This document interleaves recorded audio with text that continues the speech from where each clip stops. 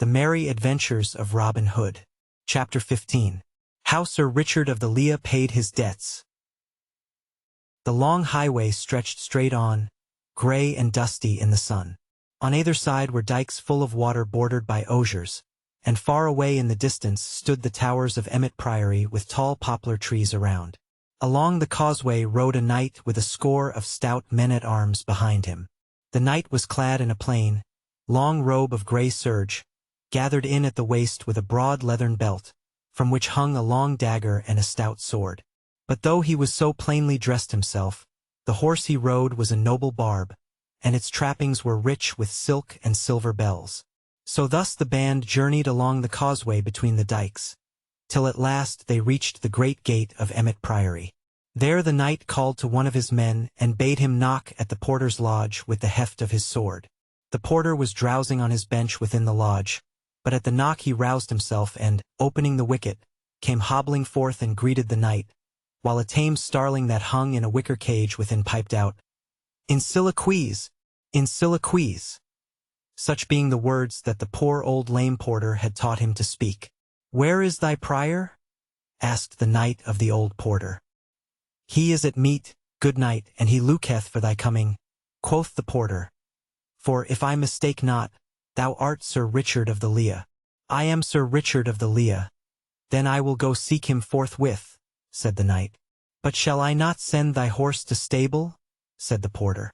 "By Our Lady, it is the noblest nag, and the best harnessed, that e'er I saw in all my life before." And he stroked the horse's flank with his palm. "Nay," quoth Sir Richard, "the stables of this place are not for me, so make way, I pry thee." So saying, he pushed forward, and, the gates being opened, he entered the stony courtyard of the priory, his men behind him. In they came with rattle of steel and clashing of swords, and ring of horses' feet on cobblestones, whereat a flock of pigeons that strutted in the sun flew with flapping wings to the high eaves of the round towers. While the knight was riding along the causeway to Emmet, a merry feast was toward in the refectory there. The afternoon sun streamed in through the great arched windows and lay in broad squares of light upon the stone floor and across the board covered with a snowy linen cloth, whereon was spread a princely feast. At the head of the table sat Prior Vincent of Emmet, all clad in soft robes of fine cloth and silk. On his head was a black velvet cap picked out with gold, and around his neck hung a heavy chain of gold, with a great locket pendant therefrom. Beside him, on the arm of his great chair, roost his favorite falcon, for the prior was fond of the gentle craft of hawking. On his right hand sat the Sheriff of Nottingham in rich robes of purple all trimmed about with fur, and on his left a famous doctor of law in dark and sober garb. Below these sat the high cellarer of Emmet, and others chief among the brethren. Jest and laughter passed around, and all was as merry could be. The wizened face of the man of law was twisted into a wrinkled smile, for in his pouch were 80 golden angels that the prior had paid him in fee for the case betwixt him and Sir Richard of the Lea. The learned doctor had been paid beforehand, for he had not overmuch trust in the holy Vincent of Emmet. Quoth the Sheriff of Nottingham, "But art thou sure, Sir Prior, that thou hast the land so safe?" "Aye, marry," said Prior Vincent, smacking his lips after a deep draught of wine. "I have kept a close watch upon him, albeit he was unawares of the same, and I know right well that he hath no money to pay me withal." "Aye, true," said the man of law in a dry, husky voice. "His land is surely forfeit if he cometh not to pay. But, Sir Prior, thou must get a release beneath his sign manual, or else thou canst not hope to hold the land without trouble from him." "Yea," said the prior. "So thou hast told me ere now, but I know that this knight is so poor that he will gladly sign away his lands for 200 pounds of hard money."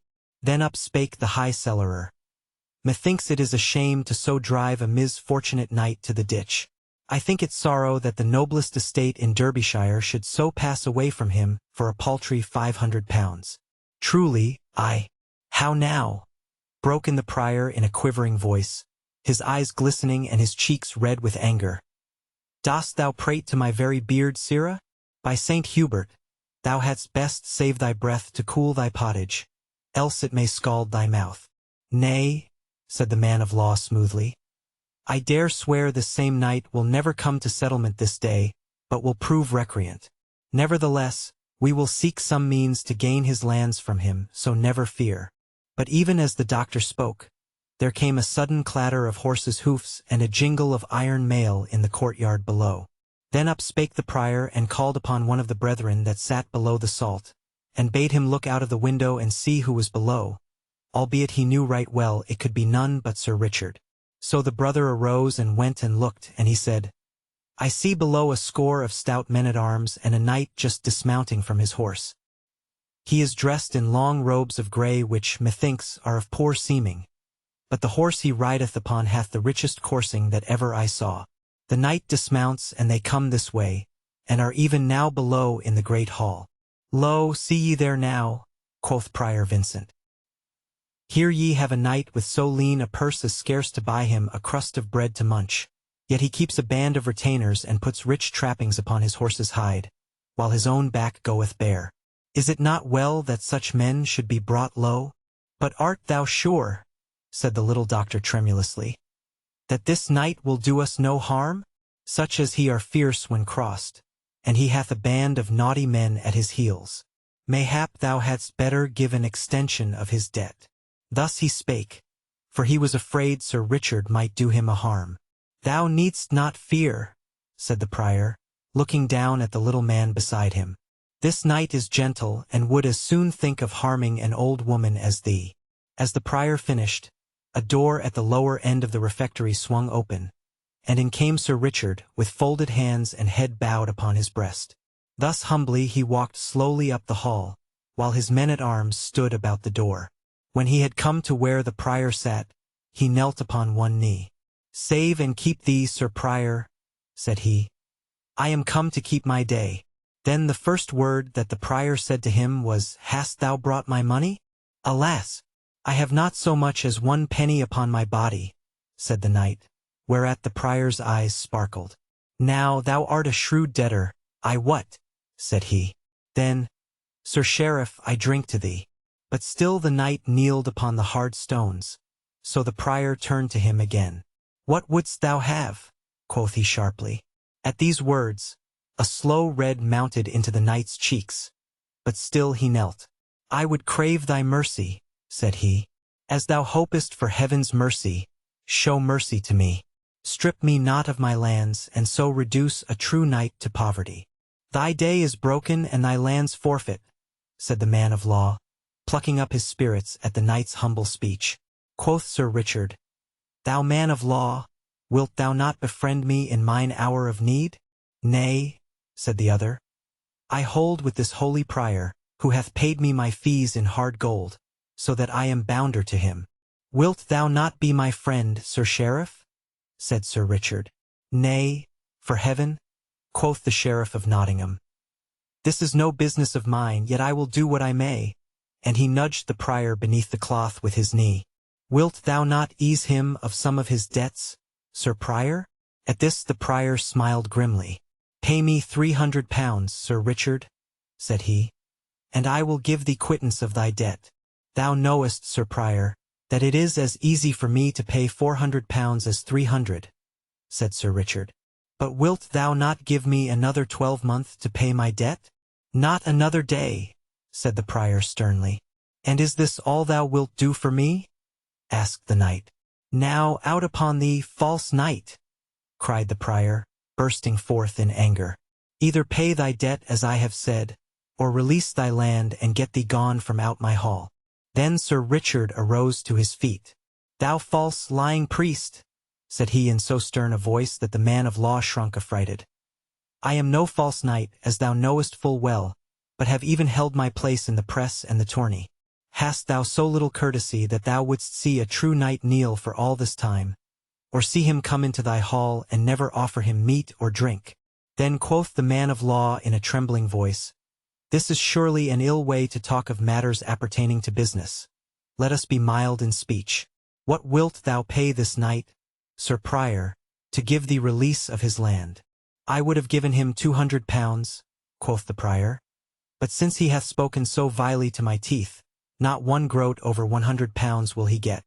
Hadst thou offered me 1,000 pounds, false prior, said the knight, thou wouldst not have got an inch of my land. Then turning to where his men-at-arms stood near the door, he called, "Come hither," and beckoned with his finger. Whereupon the tallest of them all came forward and handed him a long leathern bag. Sir Richard took the bag and shot from it upon the table a glittering stream of golden money.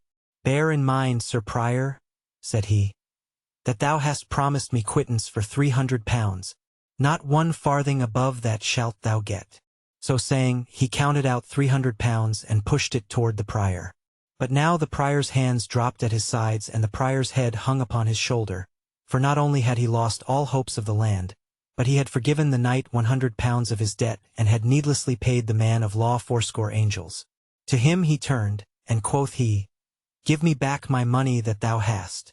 "Nay," cried the other shrilly, "it is but my fee that thou didst pay me, and thou gettest it not back again." And he hugged his gown about him. "Now, Sir Prior," quoth Sir Richard, "I have held my day and paid all the dues demanded of me. So, as there is no more betwixt us, I leave this vile place straightway." So saying, he turned upon his heel and strode away.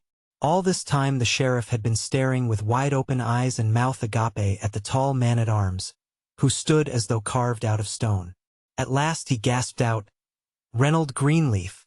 At this, the tall man-at-arms, who was no other than Little John, turned, grinning, to the sheriff. "I give thee good den, fair gossip," quoth he. "I would say, sweet sheriff, that I have heard all thy pretty talk this day, and it shall be duly told unto Robin Hood. So, farewell for the nonce, till we meet again in Sherwood Forest." Then he, also, turned and followed Sir Richard down the hall, leaving the sheriff, all pale and amazed, shrunk together upon his chair. A merry feast it was to which Sir Richard came, but a sorry lot he left behind him, and little hunger had they for the princely food spread before them. Only the learned doctor was happy, for he had his fee. Now a 12-month and a day passed since Prior Vincent of Emmet sat at feast, and once more the mellow fall of another year had come. But the year had brought great change, I wot, to the lands of Sir Richard of the Lea.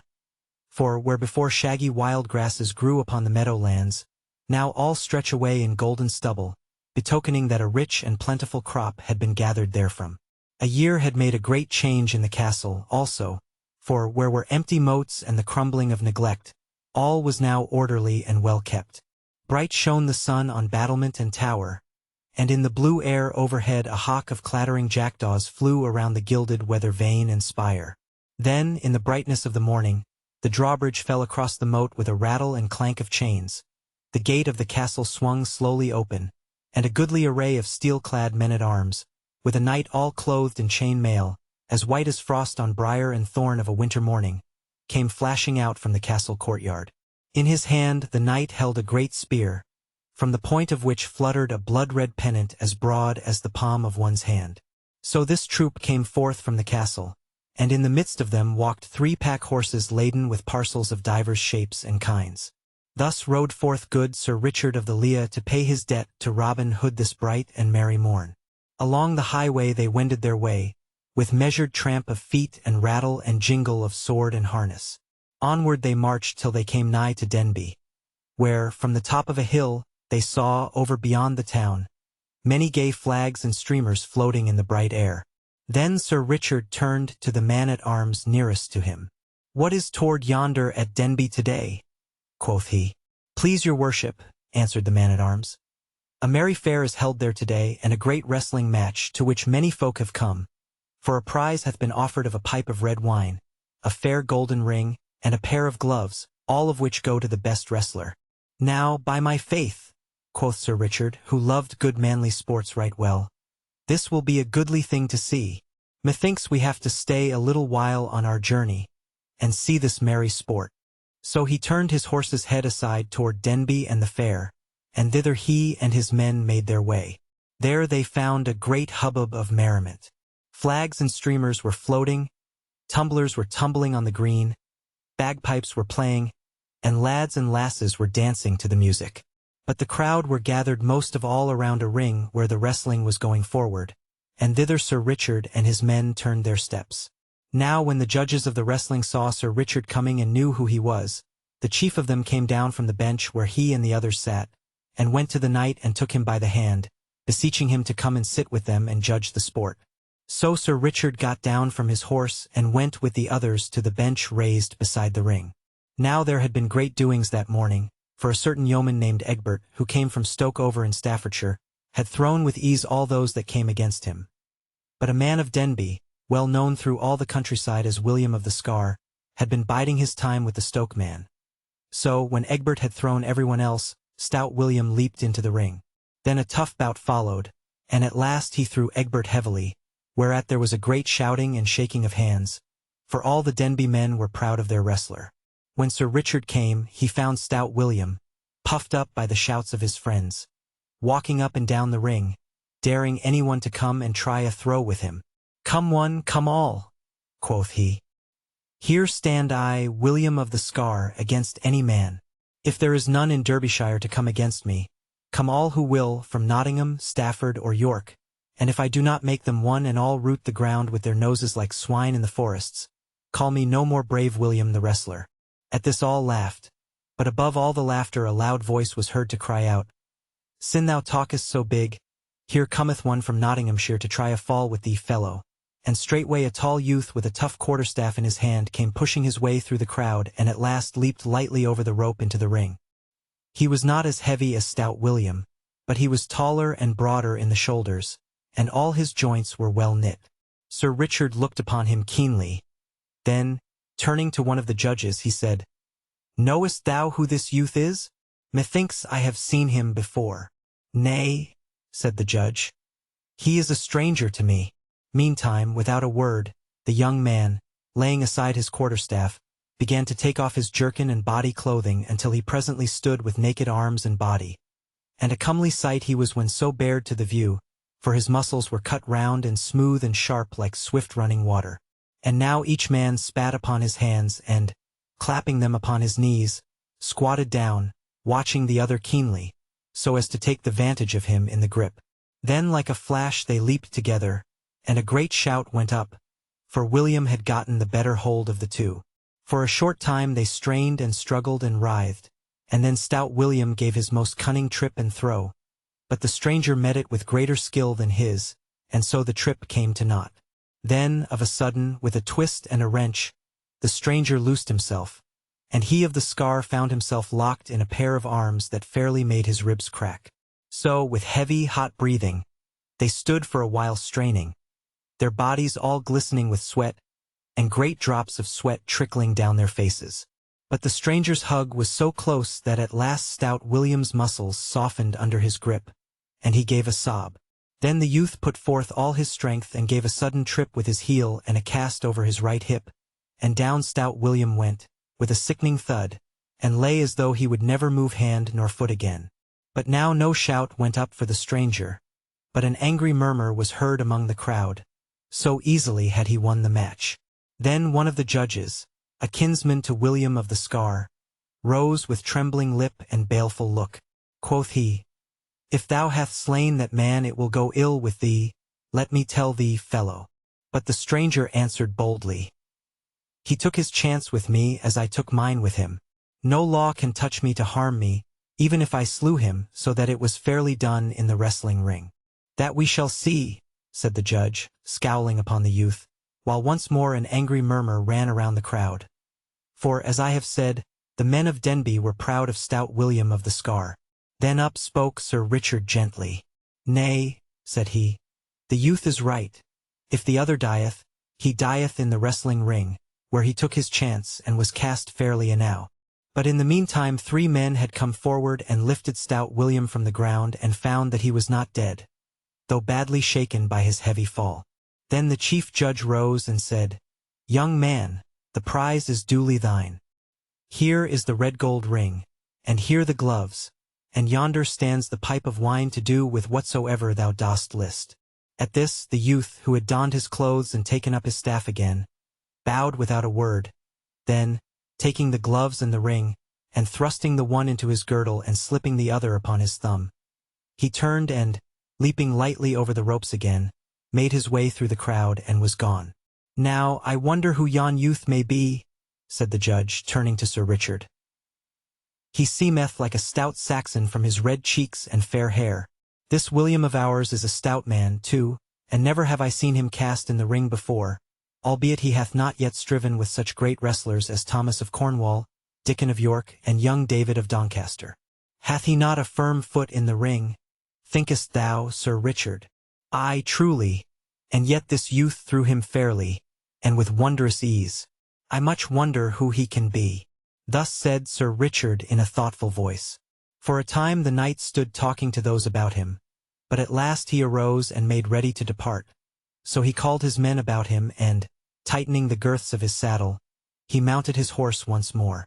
Meanwhile the young stranger had made his way through the crowd, but, as he passed, he heard all around him such words muttered as, "Look at the cockerel! Behold how he plumeth himself! I dare swear he cast good William unfairly. Yea, truly, saw ye not birdlime upon his hands? It would be well to cut his cock's comb."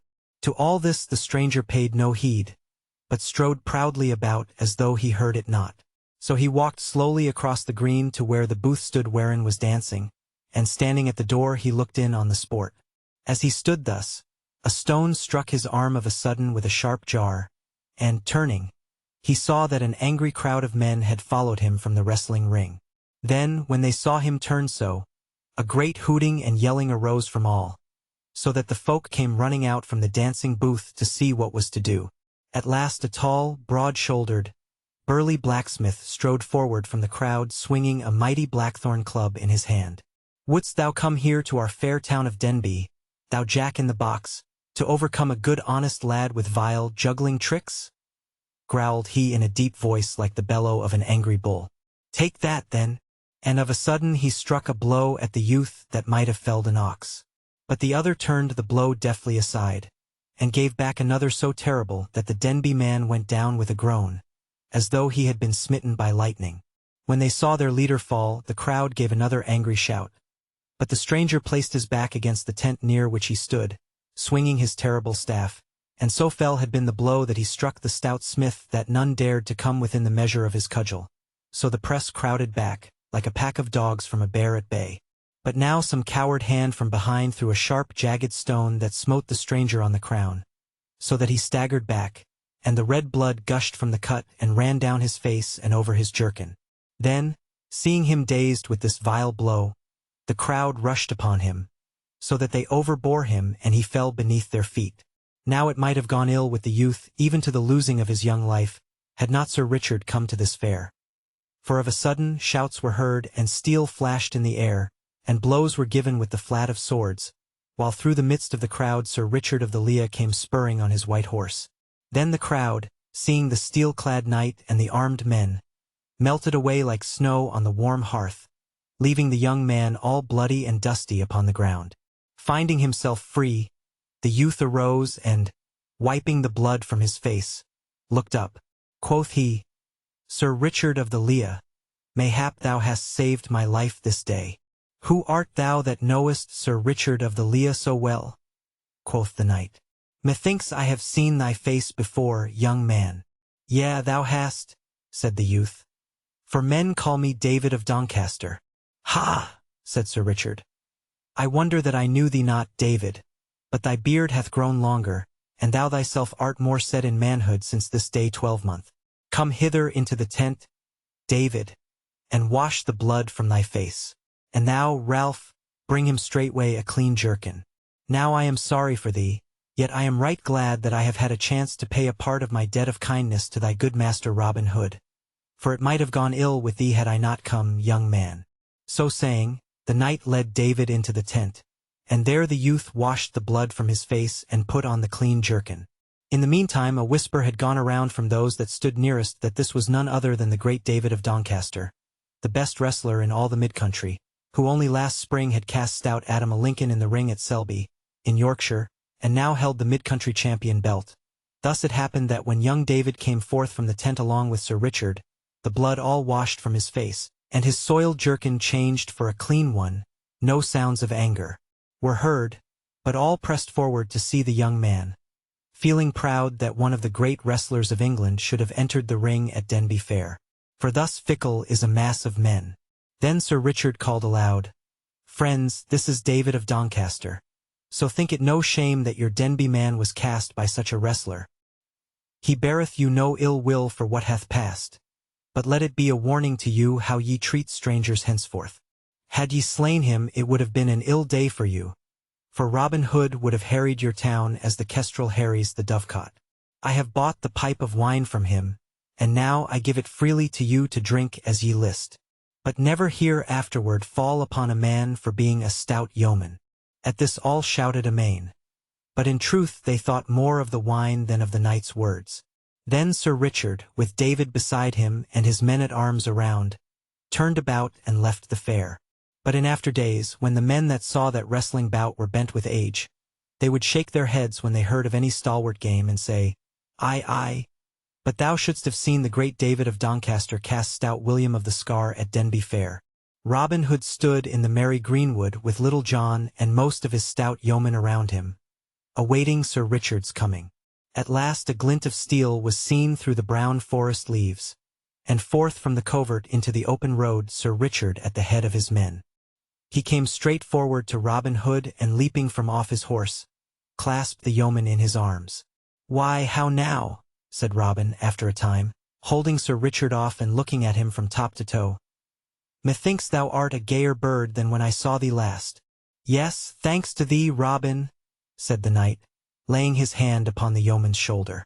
But for thee I would have been wandering in misery in a far country by this time.